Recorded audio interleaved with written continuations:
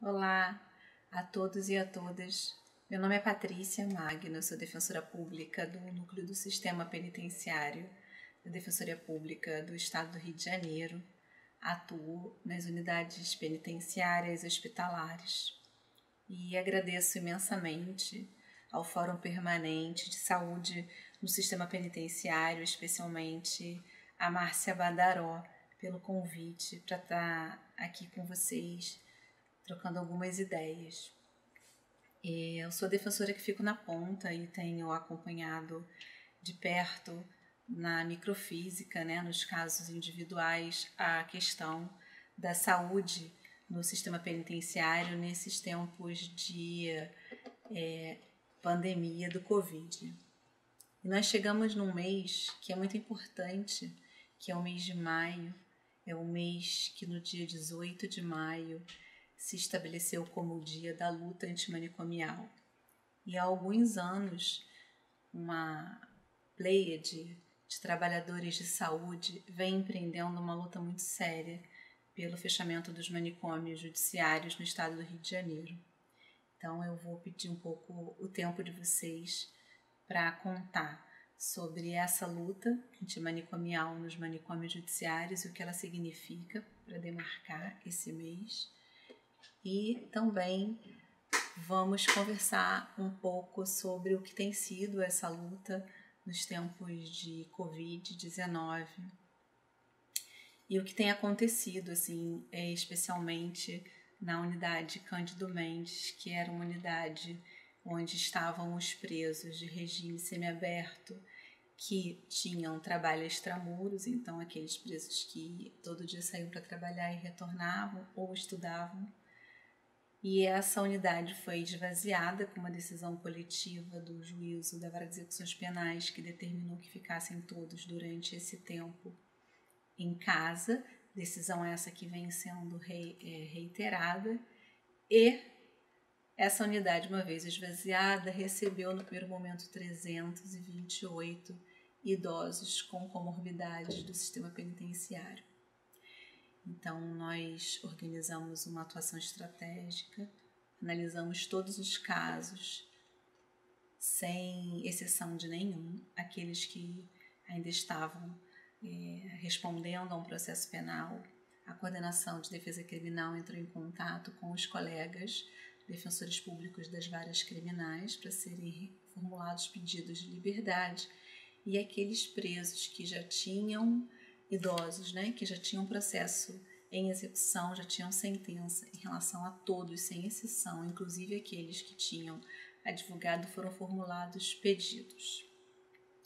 Quando aquele preso já tinha algum direito vencido, livramento condicional, progressão para o regime semiaberto, VPL, que deixa a pessoa em casa nesse momento por conta da decisão coletiva, progressão para o regime aberto, transformada em prisão albergue domiciliar, e todos aqueles que venciam esses direitos até 30 de setembro, a gente estabeleceu esse prazo, combinamos, pedimos de modo antecipado o direito.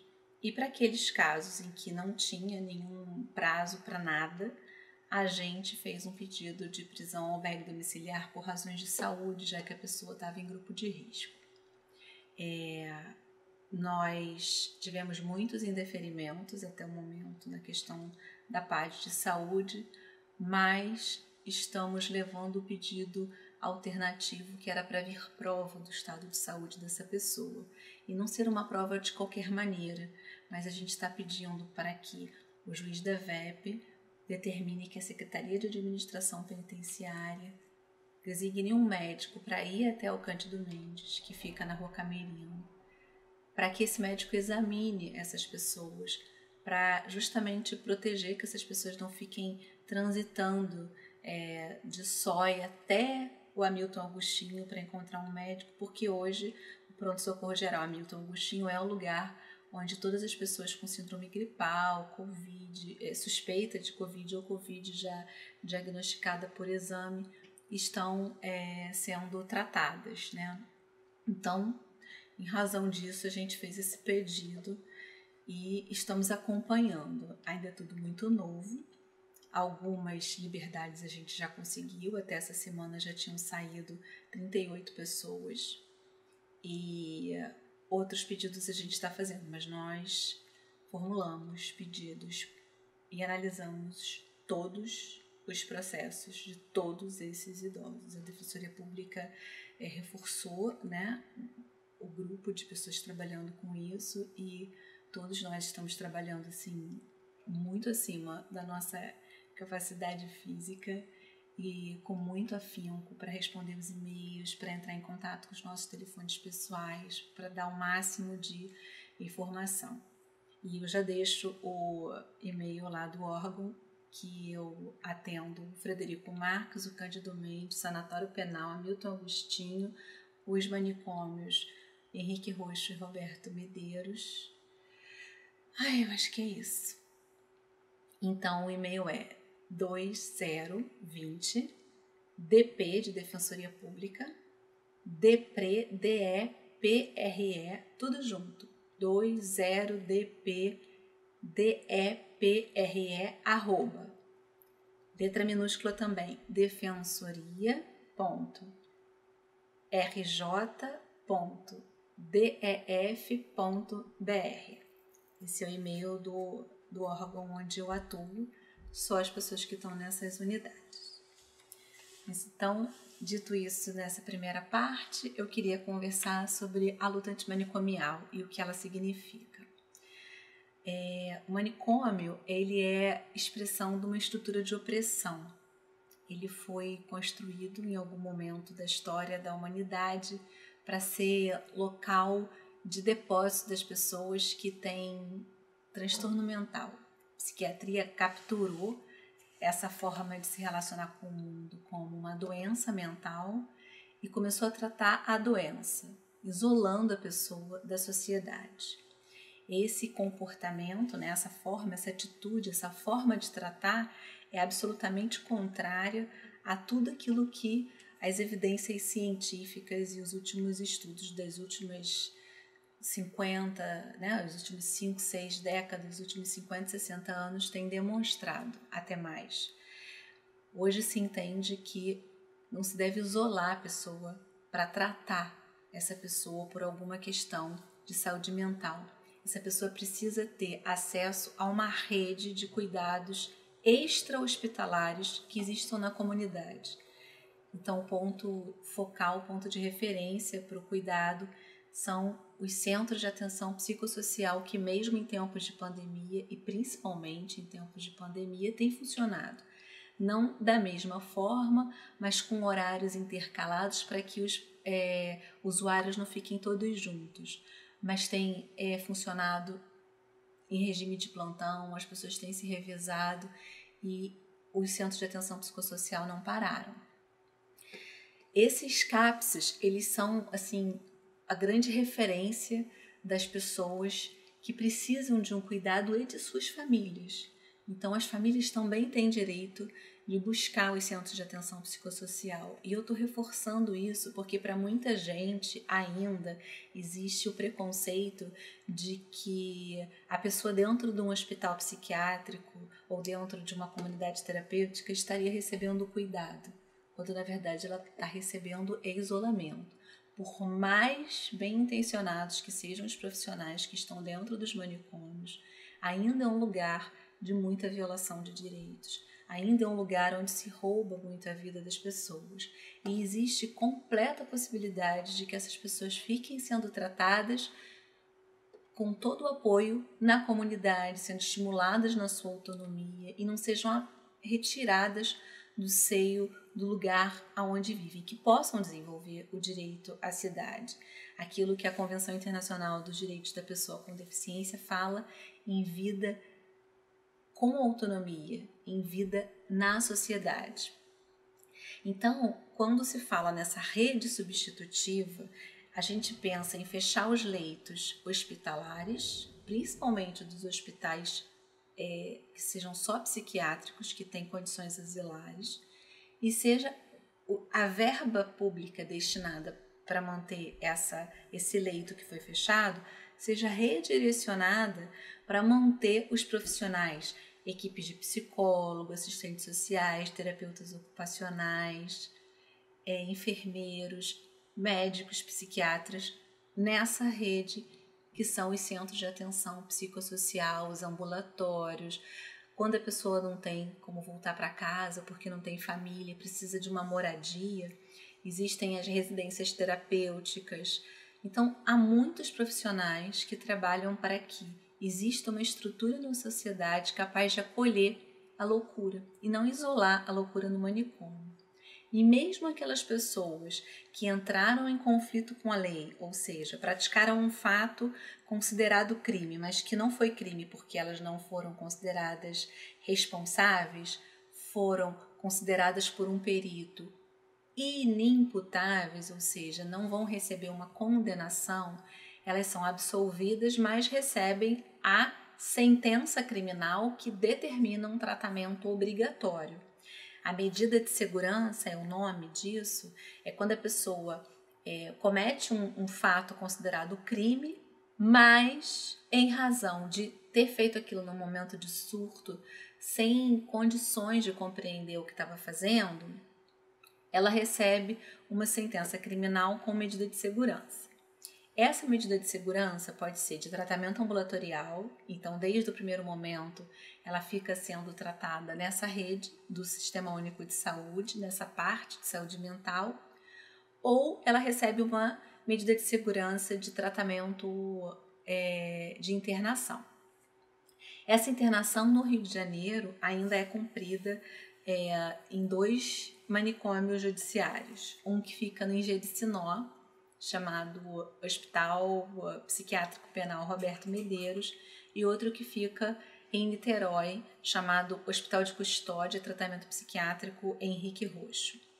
Nessas 2 unidades nós temos os homens cumprindo a medida de segurança de internação, alguns internados por força de uma decisão provisória, como se fossem presos provisórios, mas porque já veio o resultado dessa perícia de que eles não tinham responsabilidade penal, ficam internados provisoriamente. E aquelas outras pessoas que, por alguma questão de emergência, pessoas que estavam presas no sistema penitenciário, mas que entraram em algum tipo de surto, em sofrimento agudo, às vezes tentaram suicídio, por emergência, elas também podem alcançar esse espaço no manicômio judiciário.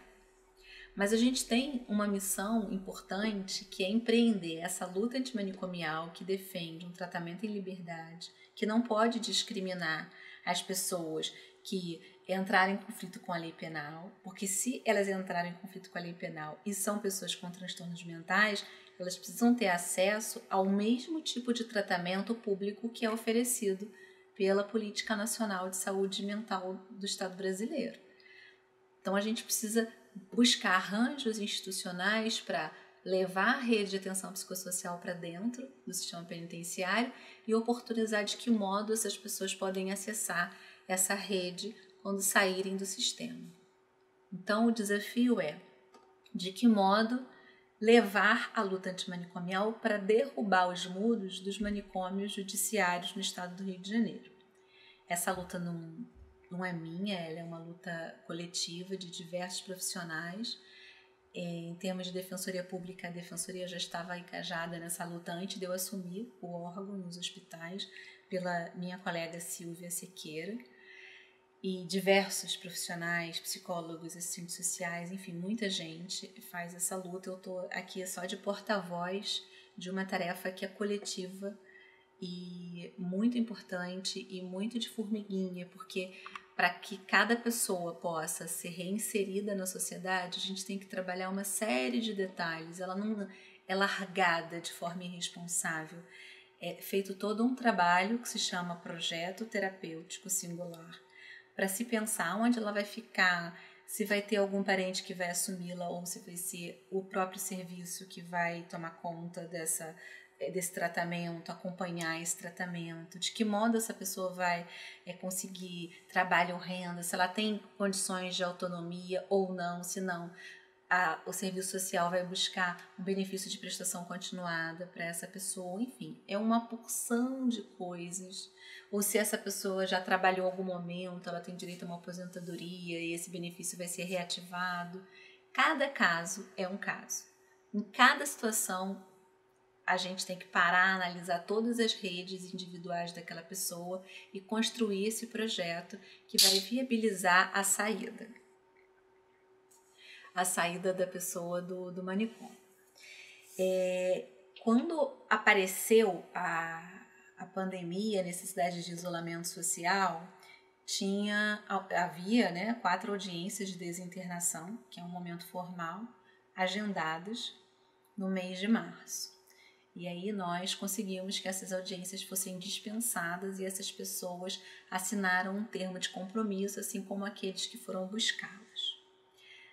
A mesma decisão coletiva que determinou que todas as pessoas que tinham visita periódica ao lar ficassem em suas casas, ou seja, aqueles presos de regime semiaberto que podiam ir de tempos em tempos pelo período previsto na lei para suas famílias, ficar uma semana com as suas famílias, ela foi estendida para alcançar as pessoas com transtornos mentais em cumprimento de medida de segurança que tinham a saída terapêutica, que é um dispositivo que apoia essa desinternação. É como se fosse uma desinternação progressiva. Aqueles cujas famílias tinham condições de receber esses pacientes receberam. Foram 6 pessoas do universo de 200 para casa das suas famílias, estão com essas famílias, sem praticar crime e frequentando os serviços nesses últimos 3 meses. E em relação às pessoas que já tinham feito a perícia para a desinternação, que é o exame multiprofissional e pericial de avaliação psicossocial em janeiro e fevereiro, e cujas audiências aconteceriam em abril, são 8 casos, nós fizemos um pedido de dispensa das audiências que não estavam sequer designadas e com base nesses projetos terapêuticos e nessas perícias pedimos a desinternação dessas pessoas. Todas já foram, com exceção de uma, cujo projeto terapêutico precisava ser melhor amarrado, que é o que está sendo formulado pela equipe técnica que funciona em regime de plantão nos manicômios judiciários. E a gente começou a perceber a importância de discutir uma nova forma de perícia forense, psiquiátrico forense, para as pessoas que estão no sistema penitenciário. Por quê?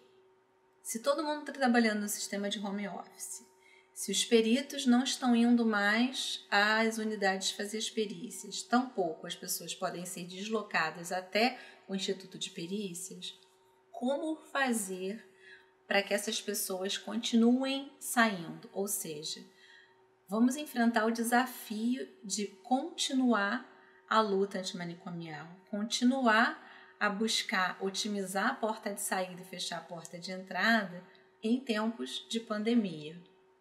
Então, nós estamos conversando com a chefia do Instituto de Perícias, com a pessoa responsável pela saúde mental da Coordenação de Saúde da Secretaria de Estado de Administração Penitenciária, trocando ideia com o Ministério Público, com o Poder Judiciário, para pensar de que modo podemos enfrentar esse desafio.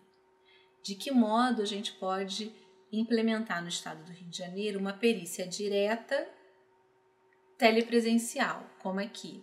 Seria o Skype, quem estaria na sala ou não com o paciente, de modo que é totalmente novo e estamos caminhando para um projeto piloto dessa perícia no Henrique Roxo e no Roberto Medeiros, mas isso ainda é muito incipiente. E aí eu já deixo o agradecimento ao perito que se disponibilizou, porque era o único que não tinha mais de 60 anos, nem comorbidade com o Covid, se disponibilizou com todos os equipamentos pessoais de proteção individual aí aos manicômios colocar em dia as perícias que tinham deixado de ser feitas em março e abril, tanto no Roberto Medeiros quanto no Henrique Roxo. Ele conseguiu apagar esse incêndio, mas não dá conta de resolver um fluxo interinstitucional necessário para que a gente não fique com o manicômio inchando. É importante que a gente tenha esse fluxo de otimizar a saída e principalmente fechar a porta de entrada. Se a gente não dá conta de fechar a porta de entrada, a gente não consegue terminar com o manicômio. E esse não é um sonho inatingível, considerando que há estados da federação que já conseguiram. Em Goiás, existe um programa de atenção integral ao louco infrator e não há manicômio judiciário em Goiás. No Piauí também há um programa para o paciente psiquiátrico judiciário e existia um manicômio que foi fechado pelo juiz lá de Teresina. Então, há experiências no Brasil, assim como a experiência de Minas, que convive com o manicômio judiciário, mas é pioneira e muito reverenciada, né? Que é o PAI-PJ, Programa de Atenção Integral ao Paciente Judiciário. Então, é muito importante a gente perceber que também no manicômio judiciário, que acolheria supostamente os perigosos, que não são, há um importante foco da luta antimanicomial. E por que eu digo que não são?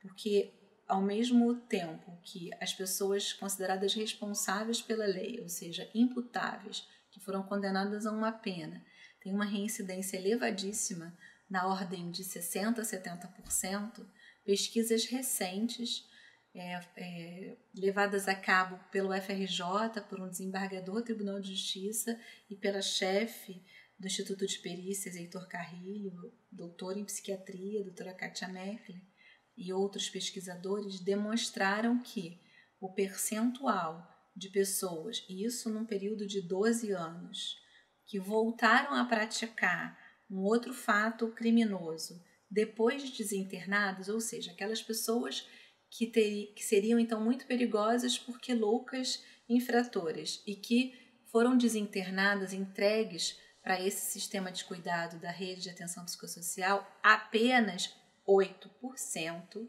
voltou às malhas do sistema penal. E nesses 8%, a gente está falando de casos em que a pesquisa avançou, porque ela foi quantitativa e qualitativa, e identificou que havia um furo na rede de atenção. Ou seja, a gente não pode colocar no sujeito a culpa pela sua loucura. A gente precisa criar situações estruturais para que essa pessoa tenha condições de desenvolver a sua personalidade, de ser tratado de modo antimanicomial na rede extra-hospitalar e não criminalizada, porque é uma pessoa que precisa de cuidados em razão do seu transtorno mental e não de punição. Há muito ainda, né, que continuar nessa luta. A própria defensoria está com o desafio de continuar o seu atendimento individual de modo telepresencial. A partir do mês que vem eu vou começar umas experiências nesses manicômios, porque eu já venho fazendo desde que a gente está em trabalho home office, atendimento com as equipes, mas não com os pacientes, os usuários. E a gente está nessa luta de, como diz um amigo meu, Marcos Argolo, trocar a roda do carro enquanto ele está em movimento. Tá muito duro, muito difícil ver essa realidade de um Estado que está com muitos problemas de gestão dessa crise, mas ao mesmo tempo a gente vê os gestores responsáveis aparecendo e fazendo além do que é a sua atribuição originária. E é isso, a gente precisa continuar acreditando que o nosso trabalho não é em vão e mesmo que seja uma gotinha no oceano, fazer a nossa parte de modo comprometido. Então, por mais que a gente não consiga o deferimento de todos os pedidos que a gente faz, nós vamos continuar nas trincheiras, resistindo e lutando por liberdade, por direito à saúde das pessoas em privação de liberdade. Eu agradeço mais uma vez a oportunidade de poder conversar com vocês e, novamente, coloco a instituição à disposição. Bom, eu antes de me despedir vou deixar o e-mail urgêncianospem@gmail.com, que é um canal institucional de buscar o núcleo do sistema penitenciário. Um abraço a todos e todas e mais uma vez eu agradeço ao fórum.